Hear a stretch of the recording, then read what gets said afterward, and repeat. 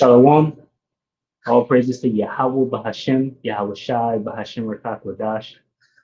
Double honors to the elder apostles, the bishops, and the elders of GMS who as well. Peace and salutation to the elect. My name is Adnan. The title of the video is Global News Highlight. Right, we're back in the news with this artificial intelligence DeepSeek searching major world events in the last 24 hours. Right. Not too much has changed. Right. We still have the same conflicts going on, just with finer details. I wanted to grab this real quick. This is in the Apocrypha, the book of Baruch, chapter 4, and let me get a 30, start at 30. This is Baruch chapter 4, verse 30. It says, "Take a good heart, O Jerusalem, for he that gave thee that name will comfort thee. Miserable are they that afflicted thee, and rejoice at thy fall. Miserable are the cities which thy children serve. Miserable is she that received thy sons. For as she rejoiced at thy ruin and was glad of thy fall, so shall she be grieved for her own desolation." Right, her desolation is here. Right, the end has manifested itself. What did Yahweh Shai say? Let me grab it.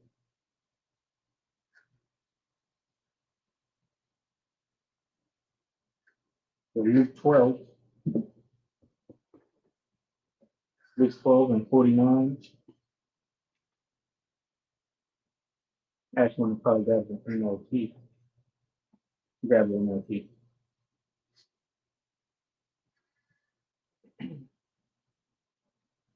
And we'll jump right into the news, the articles, or headlines.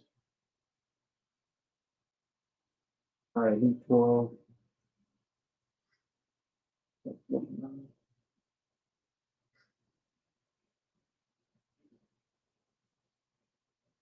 Right, Luke 12 and 49 says, "I have come to set the world on fire, and I wish it were already burning." Right, and that's the point. Right, the world is going to burn. It's going to continue to destroy itself, basically. You know, everything is backwards and miserable. So anyway, let's grab this. So we pretty much have the same points here. We got 7 points.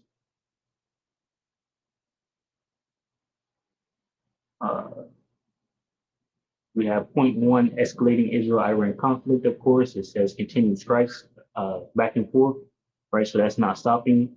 We still have evacuations with more people starting to evacuate themselves, more people trying to help those evacuations. Regarding the war over there in Israel and Iran, right? You have embassies and things over there in these different countries want their people out of that area with the rising tensions, you know, and bombers and things, U.S. aircraft ships being sent over there, so they know something is coming. We still have, you know, civilians being targeted on purpose or not on purpose. You know, they're arguing about that, but it's still happening. All right, so we still have a Gaza humanitarian crisis, you know, because Israel is fighting a war on multiple fronts. So they still have the Hamas to worry about, or I guess the civilians of Palestine, right? Because those are the ones that they're starving out. So there's a famine risk still over there because of Israel again. We have a Russia-Ukraine war. And, you know, basically the same thing happened there. That doesn't seem to be stopping. Back and forth strikes between Ukraine and Russia, where basically Russia seeming to be winning. You know, although they said that wasn't the case. We have North Korea joining and sending help to Russia. We still, you know, that G7 event, you know,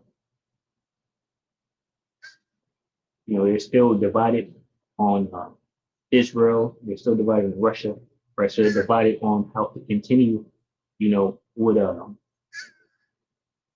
plans, to further their agenda. All right. And then we have basically in point 7 here at the end. So it's going to be a long video, because it's pretty much the same thing. Point 7 at the end, it says Israeli scientists race to salvage research after Iranian missile hit one of their institute labs. All right. So now diving deeper into that a little bit. Point 1, escalating Israel-Iran conflict. We have over 400 killed in Iran from Israeli strikes, with 3,056 wounded, according to Iran's health minister. It says Iran foiled an Iranian plot to attack citizens in Cyprus, as confirmed by Israeli Foreign Minister Gideon. It says powerful explosions reported in Al-Vaz, Iran's key oil-producing region, with Israel targeting military infrastructure. Right, so we got to see what's going to happen with the oil. Are they going to go over there to the Straits, and block that off? What kind of damage that's going to be doing to the gas prices with the tensions in the area, especially as America, moves in to help, so it can get very disruptive. It says Iran repelled an attack on its nuclear site in Isfahan. Okay. So we have evacuations. It says 290 Indian students evacuated from Iran under Operation Sindhu, with more flights expected. So 290 Indian students evacuated from Iran. Okay. It says U.S. Moved B-2 stealth bombers to Guam amid Israel-Iran conflict, signaling heightened military readiness. Yeah, you got it. We're ready for me. All these things are happening because the world, treated the Israelites badly. They have cut us off from being a nation. Therefore, now their judgment is here. So this is matter of fact, Isaiah 30:1. It says, "Come near, you nations, to hear, and hearken, ye peoples. Let the earth hear, and all that is therein, the world and all things that come forth of it." It says, "For the indignation of the Lord Yahweh is upon all nations, and his fury upon all their armies. He hath utterly destroyed them, he hath delivered them to the slaughter." Right? And jump down in verse 8, it says, "For it is the day of the Lord's vengeance, and the year of recompense, for the controversy of Zion." All right, so I'll actually feedback. It's here for the nations. We have tragic incidents. Hot air balloon crash in Brazil killed 8 people, with 13 survivors after the balloon caught fire mid-air.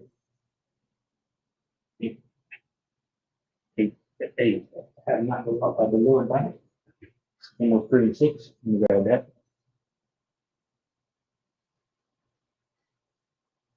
The judgment. Amos 3:6, it says, "Shall a trumpet be blown in the city, and the people not be afraid? Shall there be evil in a city, and the Lord Yahweh have not done it?" Right? The Lord creates evil, right? So it says suicide bombing in Nigeria left 20 anti-fighters dead. Okay.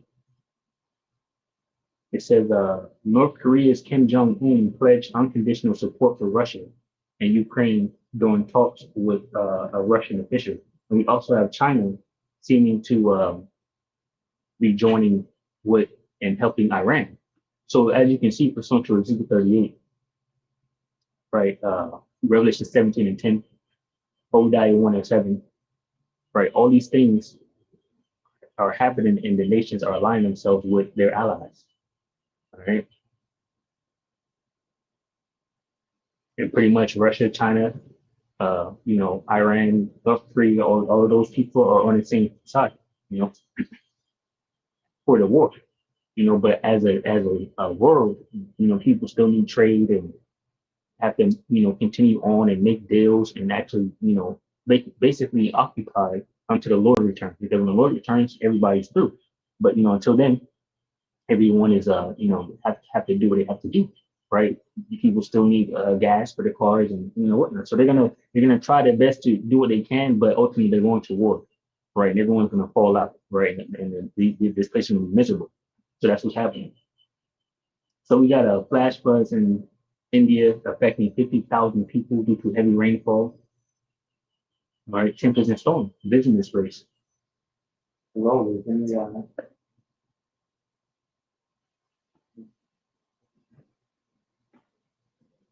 you grab temperatures and storm. This is like 023 to 29.